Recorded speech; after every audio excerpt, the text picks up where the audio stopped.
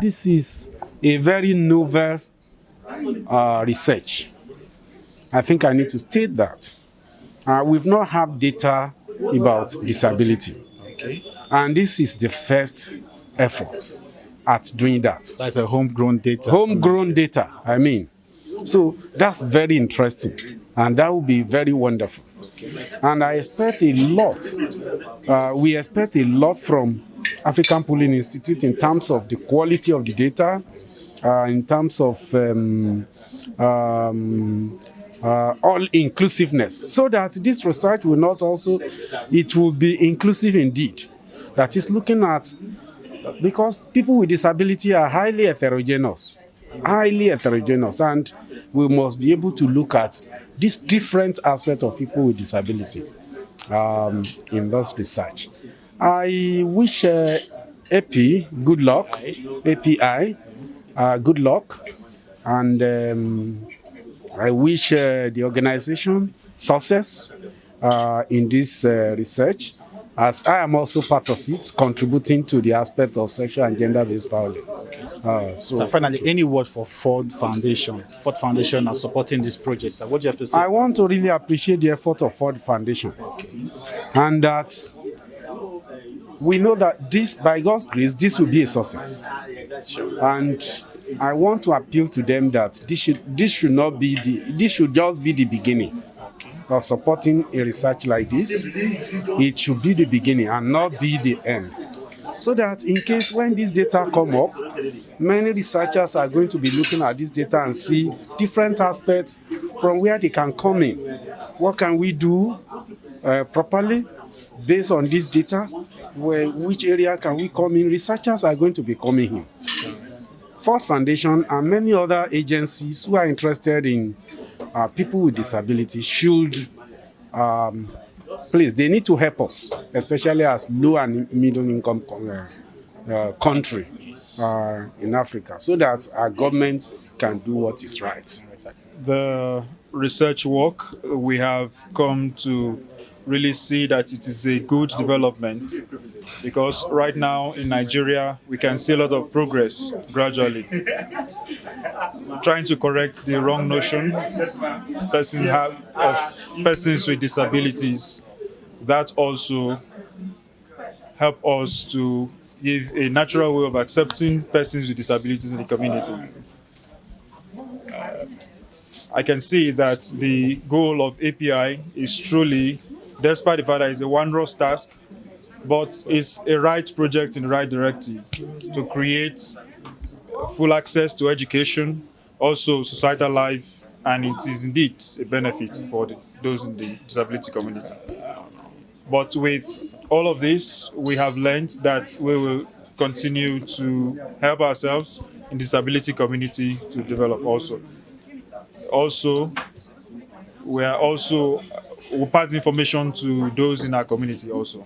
The project is not only timely, but I would say it's going to fill a lot of gap in terms of research, in terms of data that has been lacking in the disability world, because a lot of people, a lot of advocacy programs, a lot of policies that have been developed to actually take or cater for the challenges of persons living with disability have actually been done without effective data. So there has not been enough data for evidence-based policy making in the community world, in the disability community world. So I think the research program, or the program that API is organizing, is noble, is timely, and it couldn't have come at any other better time. This is the best time that we could have it. So this research is all about how far so far with the implementation of the Act.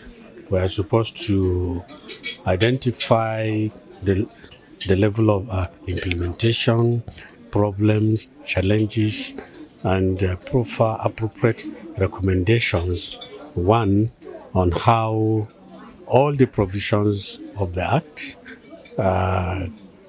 can be implemented faithfully, smoothly, seamlessly, and successfully. However, before then, we also have to find out how many of the states in the different regions have domesticated the act because it's a very important step. It's a federal legislation. It has to be domesticated, and by so doing, the states are also making a commitment. And for the states that have not domesticated the act, we are supposed to find out why, and perhaps to recommend steps to be taken to get them domesticate the act. Is there any penalty for any state that's yet to domesticate the act, sir? No. There's no penalty, but then it will not show the state in good light. The state will be seen to be against the global best practice. It will be seen to have been left behind. And it is trampling on the rights and liberties and privileges of a category of people, a very, very important segment of the society. It may suffer from moral suasion, even opprobrium. It may be labeled. So politically speaking and morally speaking, it's a very, very big issue, even if it is not a legal or criminal issue. It's unfortunate that in all the 5 southeastern states, only one state have passed the disability bill, and the others are doing like what I would call hide and seek with, passing the bill. It's quite unfortunate because we are one of the states or a part of the country affected by disabilities because of the Civil War. The Civil War created a lot of persons with disability. And I was thinking that should have pushed them, to be at the forefront of passing the bill, since we have many people with such problems. But unfortunately, they've not been able to do so. That's why I'm talking about advocacy, that we may need to push. Maybe we've not been pushing enough, so we may need to push more and get them to understand the need to do something. And then there is something I said. Every person can become disabled. Yes. Common domestic accident at home can make you disabled for life. So we should it's actually everybody's problem.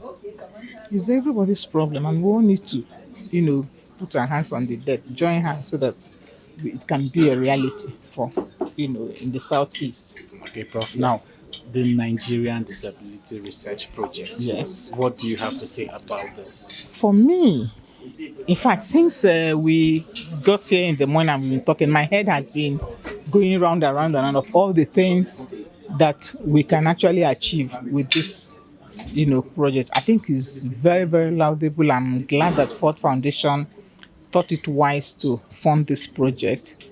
I want to believe that with the crop of people they have, assembled to carry out the project, that is something that is going to ring a bell. The findings and everything will ring a bell in this country for a long time to come. I see a lot of prospects.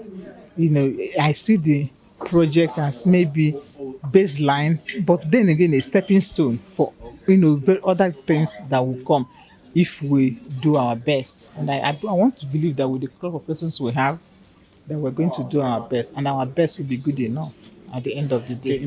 The people with disabilities in the Northeast face a number of challenges regarding their right to education, right to housing, right to transportation, right to literally everything, despite the signing into law of the Disability Act, and despite the much that civil society organizations and NGOs are doing. Because at the level of government, the services to special with disabilities is viewed more as charity, but it's not viewed as a right.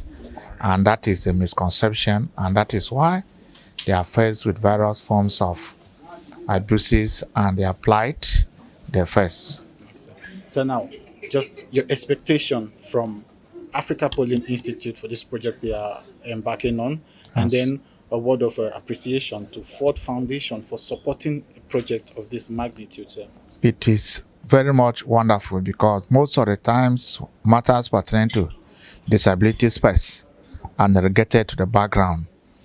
special education is viewed more or less as a bigger discipline, an area, and anything that concerns person with disabilities is not viewed with every seriousness it deserves. It may surprise you to know that the API project on disability will be first of its kind, where data on disability matters will be generated internally. It's homegrown data. Homegrown, if not any other source you are referring to, you either refer to UN, DFID, and so on and so forth. There is nothing that is homegrown in the area.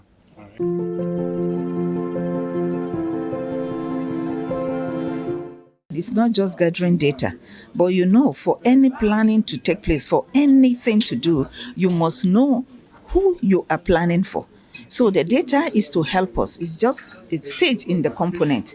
It's to help us gather the population of persons with disability, and even the areas where needs are required, where barriers are still preventing them from functioning like any other person. So once that is gotten, then the next stage is to make sure that these needs are met by the relevant MDAs, because the federal government has given the mandate that sign the law that there shouldn't be a discrimination.